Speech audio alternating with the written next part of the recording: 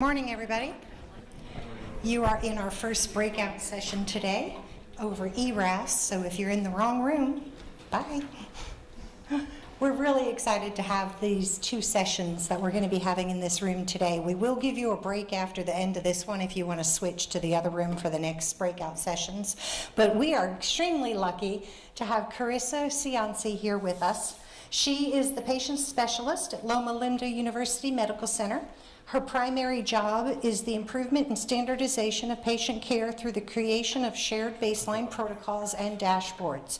She's a registered nurse with a background in surgical trauma and ICU and has a master's degree in bioethics and works with the clinical ethics teams. Please welcome Carissa.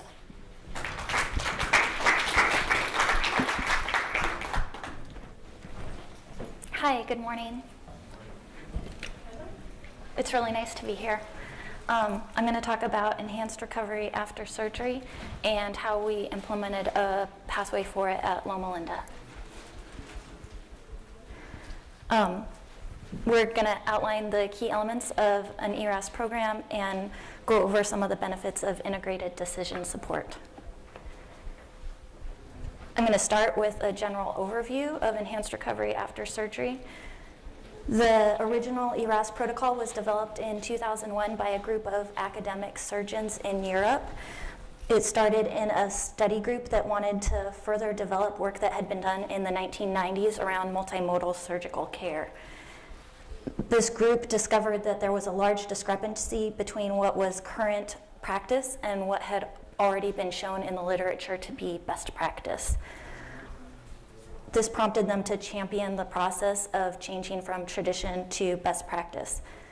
The emphasis of ERAS is on the quality and not the speed of recovery. It's a multimodal, multidisciplinary, evidence-based approach to care of the surgical patient. And it started out with colorectal surgery, but has since been expanded and has improved outcomes in most major surgical specialties. According to the American Society of Colon and Rectal Surgeons, contemporary colorectal surgery is often associated with a long length of stay, high cost, and high rates of surgical site infections. In certain populations, up to 80% of the patients experience perioperative nausea and vomiting, and these patients have readmission rates as high as 35%. So some of the main changes that came with ERAS were to minimize stress and improve the body's response to stress. This is done through preoperative nutritional support for malnourished patients, carbohydrate loading preoperatively to minimize post-op insulin resistance, epidural or spinal analgesia to reduce the endocrine stress response, anti-inflammatory medications to reduce the inflammatory response, early post-op feeding to provide adequate energy intake, and optimization of post-op pain control to avoid stress and insulin resistance. The second major change was the focus was to minimize fluid shifts, because too little fluid can cause reduction in perfusion, leading to organ dysfunction, whereas too much fluid causes fluid overload, which is a major cause of post-op ileus and its associated complications.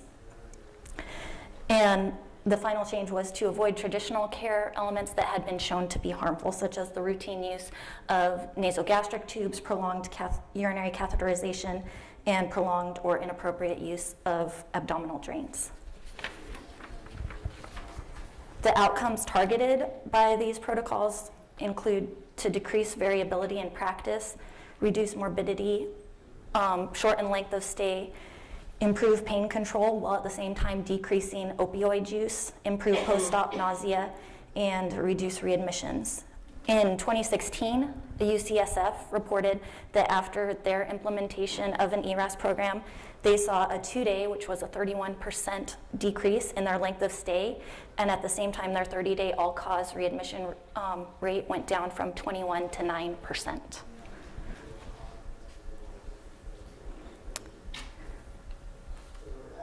Because elective surgical patients go through so many phases of care, each with their own unit, one of the major challenges with ERAS implementation is to provide continuity of care throughout the process. Each unit has its own Focus, personnel, and specialists and treatment choices made in one area affect the areas to follow. For example, if a surgeon orders oral bowel preparation, the anesthesiologist may be facing a dehydrated patient intraoperatively. In addition to the challenges in providing continuity of care, the initial ERAS study group found that healthcare professionals tend to overestimate their care, their outcomes, and their compliance. They said that during the course of their study, they found that although the average length of stay for these patients is 7 to 8 days, they rarely met a surgeon who thought that their patients stayed in the hospital more than 3 or 4 days. And as with any process improvement, there's the challenge of sustaining the improvement. An interdisciplinary process is needed to manage reporting, audits, feedback, and training of new staff. Now I'm going to talk about what we did specifically at Loma Linda when we implemented our ERAS protocol. When we started, the surgeons were already using a process that they had outlined on paper. We started our process through the Patient Safety and Reliability Department to automate decision support at the end of January, and our pathway went live in Epic last week. So this is the process that we've developed for our shared baseline protocol development.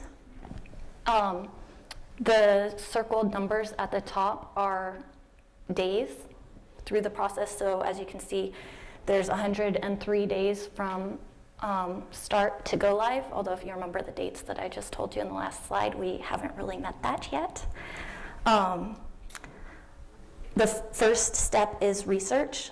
After we have identified an opportunity and a team, we create a timeline and gather evidence-based best practice. A lot of the research for these types of pathways has already been done by professional societies, so we try not to get too bogged down in this step. In step 2, we take a small core team and outline what is current process, and then create a draft of what our ideal process would be. When we're done with that, we take it to a slightly larger group of subject matter experts to get additional feedback and obtain buy-in. In this step, you'll see at day 50 it says clinical stoplight. That's a consensus building tool that we were introduced to by our application services department, and we found it to be extremely useful. How it works is once we have our pathway outlined, we identify key decision points throughout the pathway, get all our subject matter experts in the room at once, and go through each key point. At that point, if they want clarification on what's being asked, they can ask for clarification, but we don't stop to discuss anything until we've gone through each decision point. The team members are asked to individually identify each point that we go over as red or a no-go. This is unsafe. This is going to break our process. Yellow, I have a concern, but maybe it could be fixed with a minor change. Or green, there's no problem with this as it's identified. Once we've gotten through all of the key decision points, we will go back as a group to address the reds. If there's time, we also address the yellows in the same meeting, although if there's not time, we found yellows can usually be handled via group emails. After we have the clinical stoplight, you'll see on day 57, we freeze the content and hand it off to IT. Unless another hard stop comes up like a patient safety issue, we don't make any changes until after go live, and things can be addressed as optimizations. This is important because it's hard for our IT team to build the pathway if we keep changing the requirements on them. So the first 3 steps are primarily taken care of by the clinical team. Steps 4 through 6 are done by our IT department. They create the build in Epic and create education for the end users. In step 5, we have review and testing, which is where they take it back to the clinical team and show them, this is what we built. Does this meet your requirements? Is this what you expected? Do you have any concerns about this? Once the build has been validated, education is provided to the clinicians and we go live. In step 7, there's intensive follow-up immediately after go live. So depending on the project and how it works, this can be daily check-ins with the team for the first couple of weeks, followed by weekly check-ins for a few months. With ERAS, although because of the way it's built, which you'll see shortly, because it starts in the clinic, you don't have patients going through it for a while, so although we started last week, our check-ins are gonna start next week.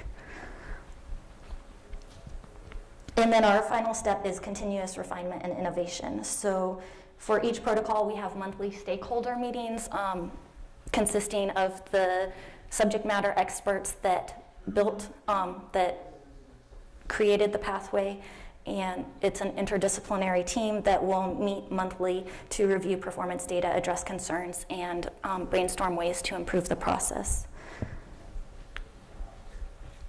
In parallel with this process, we have our analytics team create a dashboard that will provide the data that they need in step 8 to evaluate their performance and make improvements. We've gone through this process a couple of times now, and one of the biggest rate limiting steps has been difficulty getting people to the table. So we have many very willing but very busy clinicians working on creating these pathways.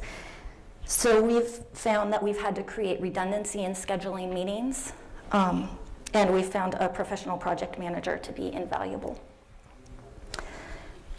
One of the things that we continually remind groups when working on these projects is not to let the pursuit of perfection get in the way of the useful. There's always something that could be discussed more, something that could be made better, and that's what we want to and plan to do throughout step 8. But our primary goal is not to create a perfect pathway, but one that will improve patient care.